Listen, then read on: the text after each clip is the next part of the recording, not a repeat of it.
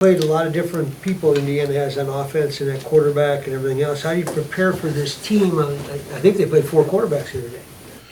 Best thing to do, I feel like, is just look at the film that's came up this season from each quarterback and dive into it individually, and kind of just look at what they offer each guy and what kind of system they put them in.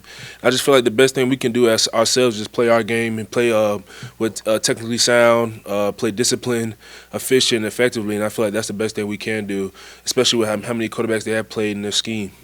Rather, you had obviously a packed house in Iowa, and fans are all over you, and it's close to the field. And you won't have that this Saturday. You'll have far fewer fans. Even though you're the visiting team, would you rather play in front of a packed house or a half-packed? I don't think really, like Coach Flakes taught us. He just told us not to really pay those kind of things attention, because at the end of the day, it kind of just goes on what's on the field. You don't really worry about what the fans, certain things like that. I know some people feel like it makes a difference, but for us as a team, I feel like the main thing we focus on is the energy that we bring as a team, offensive, defensively, special teams, and just keep it all internal. Nyles, how do you try to finish the year strong after a letdown at Iowa? I just feel like we learned from that game. We just attacked the next opportunity to play and just play one championship game season like we talked about before, playing Indiana, put our best foot forward, change our best, and just correct the things we may have missed a few this season, especially Iowa, and just get better at it and just grow as a team. Playing in a rivalry game like you did last weekend, how did that compare to, say, ones when you're in the ACC? It's definitely like you have that feel of rivalry game. Every possession is important. You can kind of feel the atmosphere of it. And but when we say we don't want to make games bigger than what they are, smaller, but at the same time you feel it, cause especially playing for Floyd and certain things like that. So it's definitely one of those things you can feel in the energy, and you can see like the emotions you could either be emotional or have emotion. So that's one of the things you really have to focus on to keep in tune during the game. Nyles, what have you seen with Trill and his connection with kids?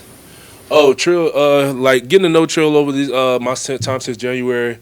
I see how close he is with his nieces and nephews and certain things like that. So I feel like that's something he just grew up around that's really affected him. And he hasn't just kept it with just his family, but he's also just made it involve other children at schools he visits.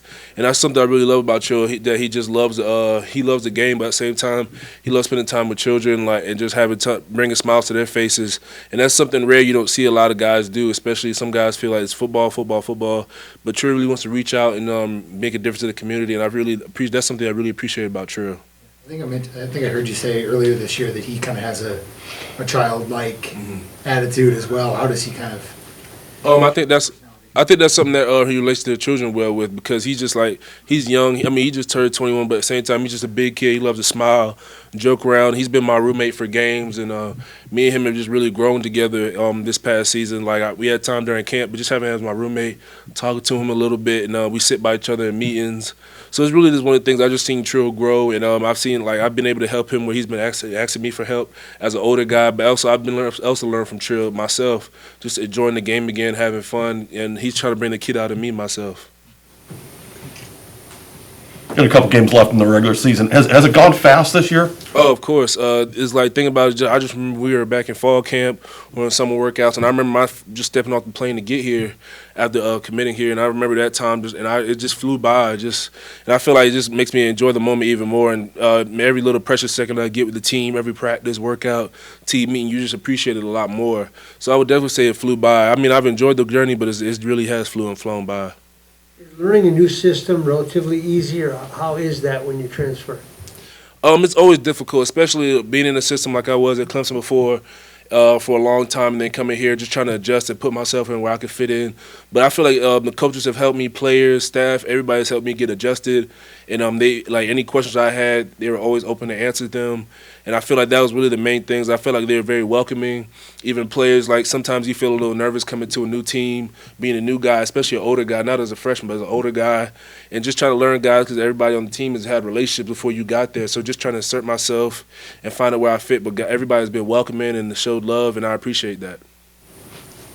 Tyler Linderbaum has gotten so much praise this year. What was it like playing against him? He's a very good athlete. He's a great player. I can see that he runs the O-line.